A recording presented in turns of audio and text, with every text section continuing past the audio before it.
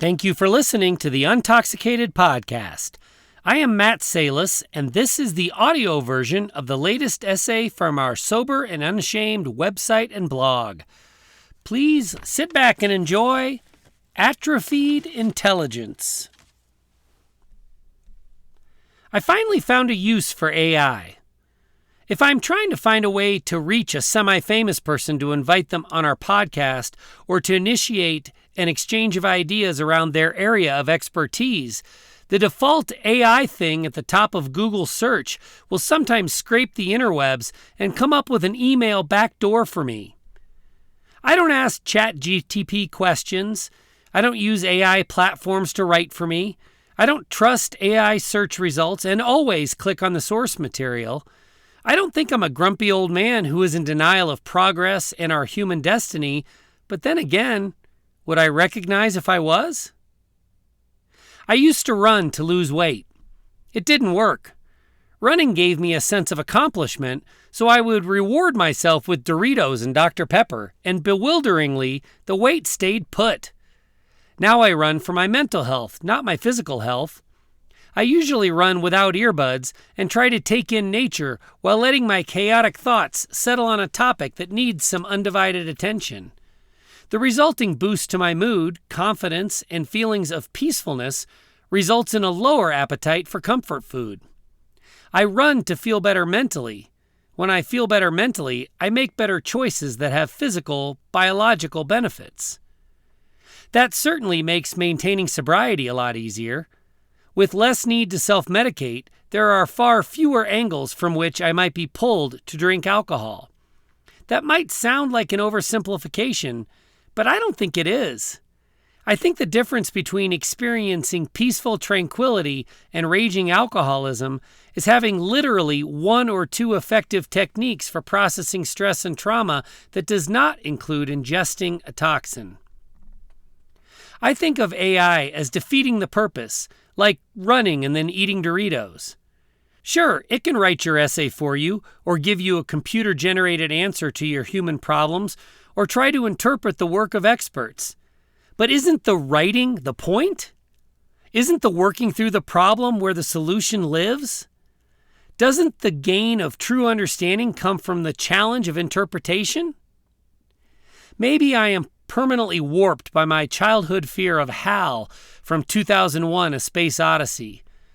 I am kind of ignorantly terrified of AI.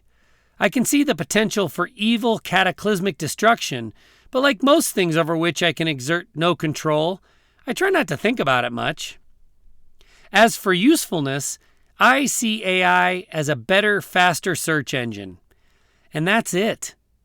If I want to know who won the bronze medal in fencing in the 1976 Olympics, I no longer have to find some obscure fencing website and spend an hour clicking links.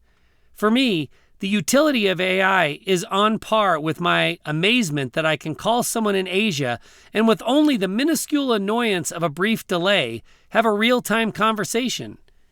Technology, from the phone to AI, facilitates a speedier acquisition of information. That's it, really. But people aren't really built for speed, are we? It certainly doesn't seem so when I'm running. We aren't cheetahs or falcons.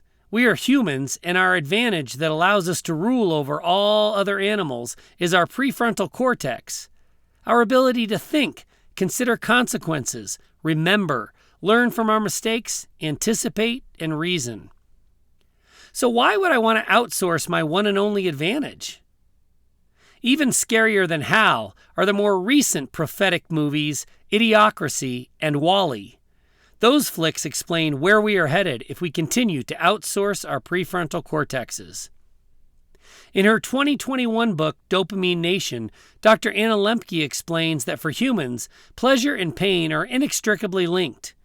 We can seek pain, like by running, and enjoy the resulting pleasure of satisfaction and peaceful conscience, or we can seek pleasure, like the low-stakes sexual gratification of pornography, and suffer the pain later of loneliness and dysfunctional relationships. It really is our choice. Just like I no longer choose alcohol, I don't choose other shortcuts like AI either. I would rather pay up front and receive the reward of satisfaction. If I took the time to launch 10,000 websites that all claim the sky is purple, Google search would start to tell people the sky is purple, or something like that. There's nothing intelligent about AI. It is not about intellect. It is just a big database. Are you familiar with the cliche, garbage in, garbage out? That applies to AI. Why would I rely on something that could potentially be spewing garbage? Don't exercise to lose weight. Do it because rapidly circulating blood carries more oxygen to your brain. Don't get sober because your partner is nagging you about your drinking. Do it because genius ideas have never emerged from a toxified cranium. Don't develop a writing habit to check some therapeutic practice off your to-do list. Do it because there is something magical that happens when we give ideas room to breathe. Don't avoid AI because you are a grumpy aging man like me. Avoid AI because the prefrontal cortex will atrophy if we don't use it with consistency. And with an atrophied prefrontal cortex, you won't be very useful when humanity is trying to defend ourselves from the attack of the computers someday. Thank you for audio reading. You've got this, and we've got you.